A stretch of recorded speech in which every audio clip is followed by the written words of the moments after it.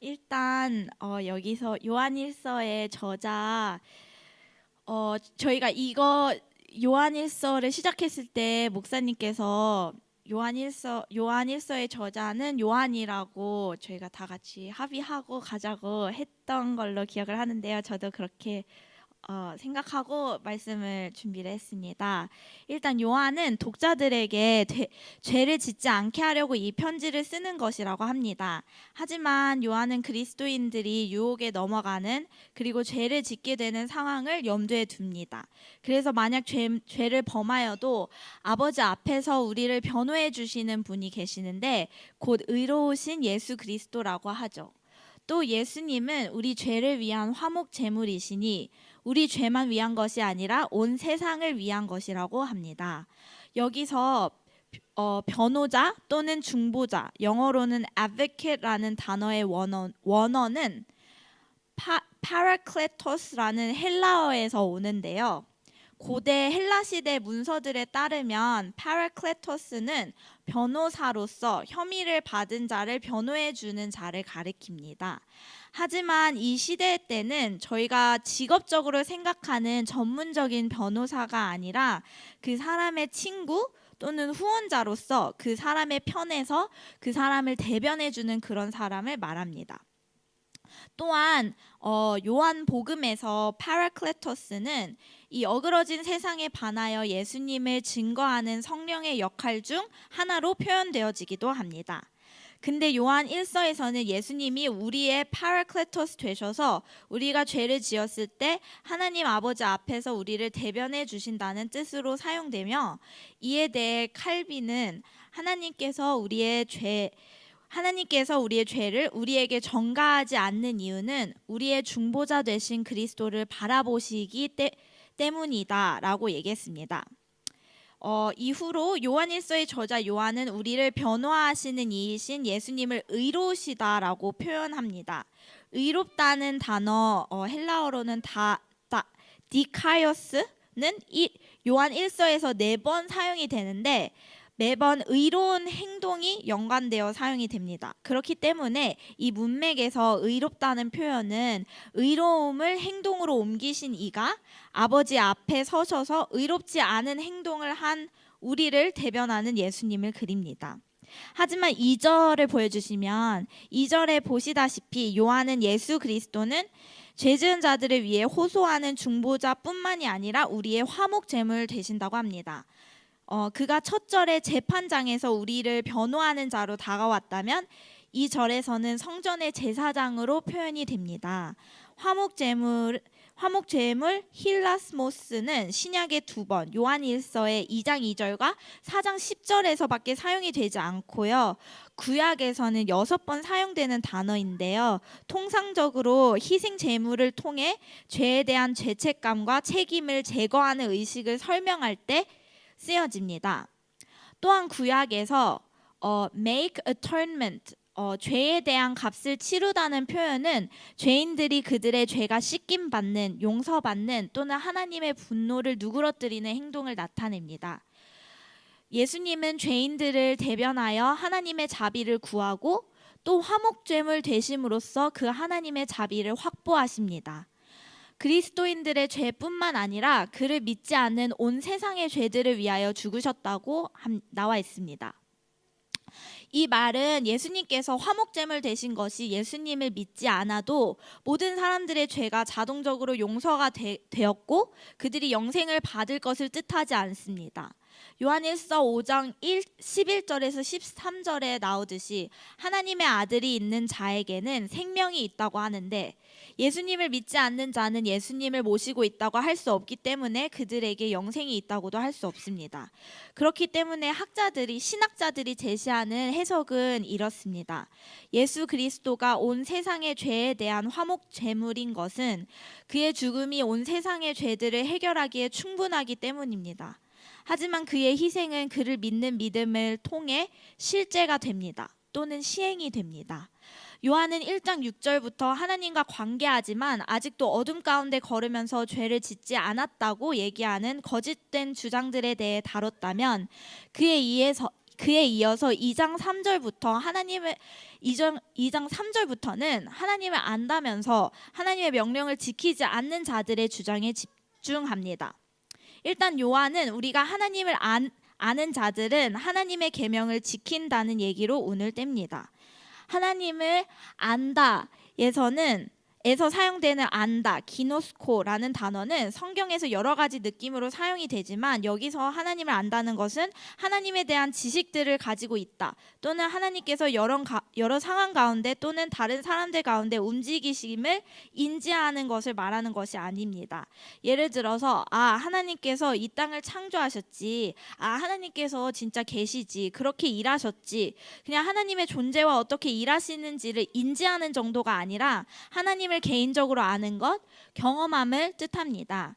요한 1서의 저자에게 하나님을 안다는 의미는 1장 3절 하나님과의 사귐, 1장 7절 하나님의 빛 가운데 걷는 것, 2장 5절에서 6절 하나님 속에 거하는 모든 의미를 통용합니다. 하지만 오늘 본문에서 저자는 하나님을 아는 것에 대한 궁극적 의미를 정의하기보다는 하나님을 아는 이들에게 하나님을 알므로써 나타나는 열매들에 대해 이야기하기 원하고, 그 중에서도 하나님의 계명에 순종하는 것에 중점을 둡니다. 요한이 말하는 하나님의 계명은 그럼 어떤 계명을 이야기하는 것일까요? 하나님의 계명이라고 들었을 때 제일 먼저 떠오르는 것이 하나님의 법, 특별히 10계명을 생각할 수 있지만 요한 1서에서 말하는 계명은 3장 21절에서 23절을 비롯해서 봤을 때 하나님의 아들 예수 그리스도를 믿고 그가 우리에게 서로 사랑하라 명하신 그 계명을 뜻한다고 할 수 있습니다. 저희 같이 요한 1서 3장 21절에서 23절 같이 읽어볼까요? 23절 읽어볼까요? 하나님의 계명은 이것이니 곧 그 아들 예수 그리스도의 이름을 믿고 그리스도께서 우리에게 명하신 대로 서로 사랑하라는 것입니다. 아멘. 그렇기에 그 계명에 순종하는 자들이 하나님을 진실로 안다고 할 수 있고, 하나님을 안다고 하지만 그 계명을 지키지 않는 자들은 하나님을 알지 못한다고 할 수 있습니다. 2장 4절에서 저자는 하나님을 안다고 하지만 그의 계명에 순종하지 않는 자들을 꾸짖습니다. 지키지 아니하는, 영어로는 does not do의 현재 진행형을 쓰므로 계속해서 꾸준히 하나님의 계명을 지키지 않는 태도를 강조합니다. 그리고 그들을 가리켜 거짓말쟁이라고 하며 그들 속에 진리가 없다고 합니다. 그렇다고 해서 하나님을 아는 자들이 하나님의 계명을 절대적으로 지킬 것이라는 얘기를 하는 것이 아닙니다. 그보다는 하나님을 아는 자들이라면 하나님의 계명에 불순종하는 것이 그들의 특징이 될 수 없다는 얘기를 합니다. 하나님을 아는 자들의 특징은 하나님의 계명에 순종하는 것이고, 하나님을 모르는 자들의 특징은 계속해서 하나님의 계명에 불순종하는 것이라고 생각할 수 있습니다. 이에 덧붙여서 저자는 하나님의 말씀을 지키면 그 사람 속에 하나님에 대한 사랑이 참으로 완성된다고 합니다. 이 문장에서 또한 지키면 obeys, 현재 진행형으로 쓰이는 것으로 봤을 때 앞으로도 쭉 계속되는 지킴, 순종을 뜻하고, 사랑이 완성된다에서 완성된다는 현재 완료형이 쓰이는데, 이것은 하나님의 말씀을 지키는 자들은 하나님에 대한 사랑이 그들 안에 완성됨을 가리키는 표현으로 해석할 수 있습니다. 그래서 요한이 우리가 서로 사랑하라는 하나님의 계명에 순종할 때에 하나님을 향한 우리의 사랑이 그 사랑의 일을 완성시킨다는 것을 말하는 것 같습니다. 마지막 본문 말씀 6절을 함께 읽어봅시다. 하나님 안에 있다고 하는 사람은 자기도 그리스도께서 사신 것과 같이 마땅히 그렇게 살아가야 합니다. 네, 하나님 안에 있다고 하는 사람은 자기도 그리스도께서 사신 것과 마땅히 그렇게 살아가야 합니다. 더 직접적인 해석은 하나님에 있다고 하는 사람은 마땅히 예수님께서 걸어가셨듯이 걸어가야 합니다 인데요, 하나님 안에 있다 또는 하나님 안에 산다는 뜻을 정확히 정의하긴 힘들지만 요한 1서에 어떤 식으로 사용됐는지 보면 감을 잡을 수 있습니다. 요한 1서에서 그 표현이 사용된 경우 10번 중 8번은 믿는 이들이 하나님 안에, 그리고 하나님이 우리 안에 계시는 상호 간의 거함을 뜻하고, 또 3장 24절과 4장 14절에서는 하나님께서 보내주신 성령으로 인하여 우리 안에 하나님께서 거하심을 믿는 자들은 확신할 수 있다고 설명할 때 언급이 됩니다. 그러므로 2장 5절과 6절에서 저자가 하나님 안에 있는 사람을 가리킬 때는 하나님의 계명을 지킨다는 딱딱한 개념을 넘어서서 진리의 성령을 통해 내게 실현이 된 새롭고 실질적인 영적인 현실을 누리는 자들을 말합니다. 성령님께서 내주하는 자들은 하나님과의 관계 속에 있는 자들입니다. 하나님 안에 거하는 자들입니다. 6절에 나와 있듯 하나님 안에 있다고 하는 자들은 그리스도께서 걸어가셨듯 걸어가는 자들입니다. 예수님은 순종의 길을 걸어가셨던 분입니다. 하나님의 계명을 지키셨던 분입니다.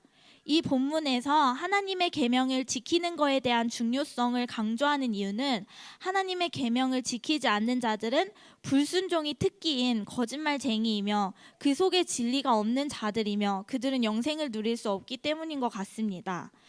예수님께서 우리에게 주신 계명이 무엇인지에 대해서는 다음 주에 더 자세히 나눠보겠지만, 지금 제가 말할 수 있는 것은 계명을 지킨다는 것은 절대 쉬운 일이 아니라는 것입니다. 예수님께서는 그 계명을 지키기 위해서 십자가를 지셨습니다. 그리고 화목 제물이 되셨습니다. 그리고 우리는 거짓말쟁이가 아닌 하나님을 아는 자들로서 그리스도께서 사신 것처럼 살아가야 합니다. 말만 들어도 버겁고 부담스러울 수 있지만 예수님을 바라보면 할 수 있습니다. 죄인들의 온갖 비난과 거역을 십자가에서 참으신 분을 생각할 때에 우리는 낙심하여 지치는 일이 없을 것이라고 히브리서 12장 3절에 나와 있고요. 시편 23편 37편 기자는 하나님께서 우리를 그의 손으로 붙드시기 때문에 우리가 넘어지나 아주 엎드러지지 않을 것이라고 합니다. 이렇게 하나님께서는 저희를 격려하십니다. 그리고 저희를 변호해 주시는 예수님이 계십니다. 또 성령님도 우리의 연약함을 도우시고 저희를 가르치십니다. 저희의 의지로 하나님의 계명을 절대적으로 지키는 것은 불가능하지만 그렇다고 순종하기에 힘쓸 수 없는 것은 아닙니다. 궁극적으로는 하나님의 계명을 지키자고 말하는 것이지만 일단 내가 하나님께 순종하고 싶은 마음이 더욱 생겨나기를 위해 기도하기 원합니다. 왜냐하면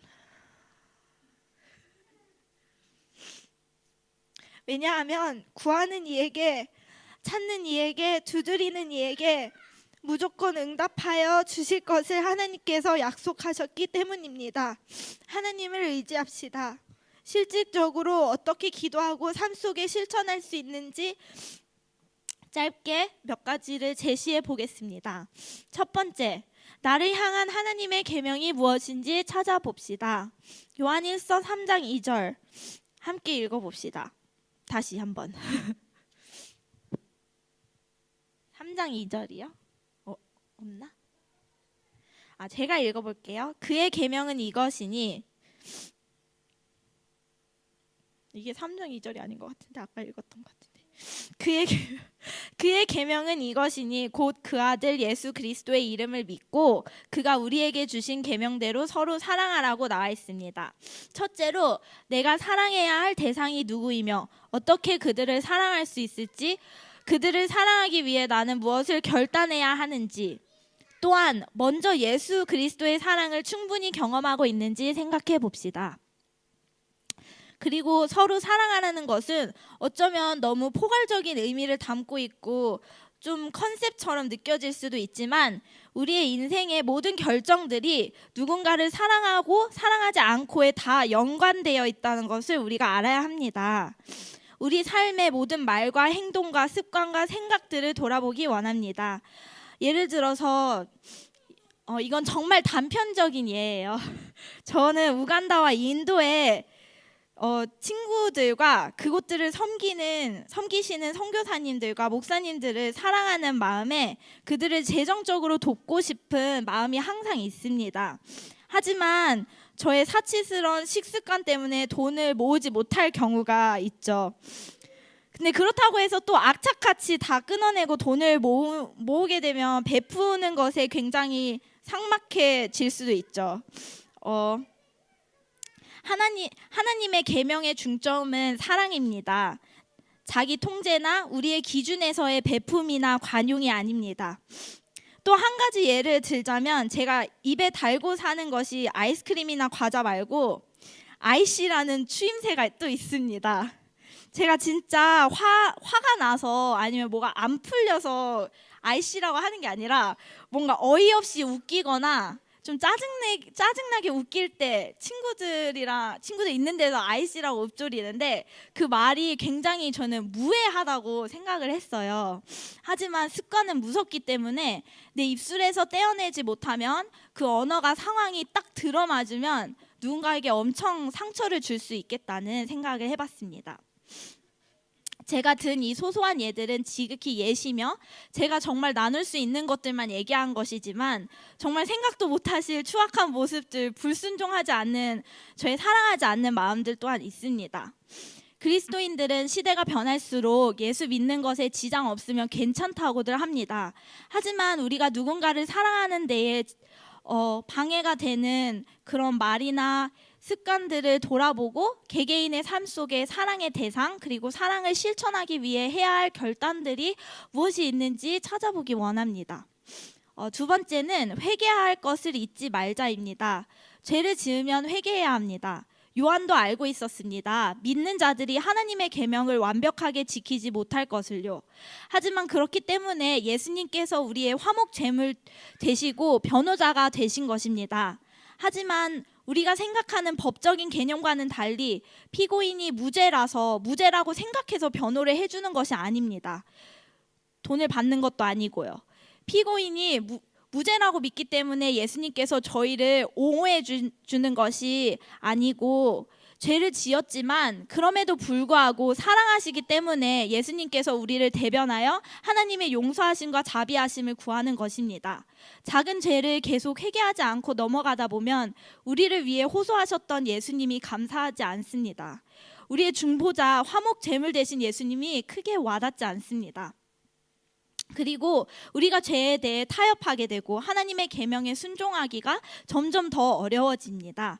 꺼진 불씨도 다시 보자는 말이 있듯이 저희 기준에서 세상 기준에서 아무리 아무것도 아닌 것들도 마음에 찔림이 있다면 기도로 하나님께 가지고 나아갑시다. 그리고 회개합시다. 회개란 분명 후회와는 다릅니다. 저는 이제껏 이미 해버리고 깊이 후회한 것들이 많이 있습니다. 그리고 결단까지 해요. 다음엔 절대 그렇게 하지 않아야지. 절대 아이스크림 먹지 말아야지. 아이씨 하지 말아야지. 하지만 또 해버립니다. 회개를 함으로 다시 나의 시선과 몸을 주님께로 돌릴 때 진정한 변화가 일어납니다. 왜냐하면 방향을 바꿔서 주님을 바라보는 것이니까요. 회개함으로 다시 주님께로 턴합시다. 회개하고 죄 지으면 다시 턴, 또 다시 턴, 다시 주님께로 턴. 3번, 하나님의 도우심을 구하자. 하나님은 저희에게 계명을 지키라고 하시고 그냥 알아서 잘하겠지 내버려 두시지 않습니다. 하나님은 저희가 하나님의 계명을 지킬 수 있도록 저희에게 필요한 모든 도움과 격려와 지원을 해주십니다. 저희가 결단만 한다면, 아주 조그마한 열이라도 보인다면 신실하신 하나님께서는 절대적으로 저희가 바로 설 수 있도록 도와주십니다. 엄청 극단적으로 신속하게 일하시진 않을 수도 있지만 하나님은 절대 저희를 포기하지 않으십니다. 그렇기 때문에 저희는 그 하나님께 구하기만 하면 됩니다. 하나님, 저 하나님의 계명을 지키고 싶어요. 순종하고 싶어요. 어렵지만 저도 예수님처럼 살고 싶고 그 헌신과 섬김의 길을 가고 싶어요. 용서하고 싶고 사랑하고 싶어요. 제 설교가 너무 미숙해서 감동이 없으셨다면 여기서 은혜 받으실 것을 기대함으로 하나님의 신실하심을 증명하는 말씀들 몇 가지들을 제가 준비했는데요. 함께 읽기 원합니다. 히브리서 4장 16절 말씀. 그러므로 우리는 담대하게 은혜의 보좌로 나아갑시다. 그리하여 우리가 자비를 받고 은혜를 입어서 제때에 주시는 도움을 받도록 합시다. 아멘. 시편 42장 5절. 내 영혼아, 내가 어찌하여 그렇게 낙심하며 어찌하여 그렇게 괴로워하느냐. 너는 하나님을 기다려라. 이제 내가 나의 구원자 나의 하나님을 또 다시 찬양하련다. 아멘. 또 있어요. 이사야 43장 2절 말씀. 내가 물 가운데로 건너갈 때에 내가 너와 함께하고 내가 강을 건널 때에도 물이 너를 침몰시키지 못할 것이다. 내가 불 속을 걸어가도 그을리지 않을 것이며 불꽃이 너를 태우지 못할 것이다. 마지막으로 마태복음 7장 7절에서 8절 말씀 함께 읽읍시다. 구하여라, 그리하면 하나님께서 너희에게 주실 것이라. 찾아라, 그리하면 너희가 찾을 것이다. 문을 두드리라, 그리하면 하나님께서 너희에게 열어줄 것이다.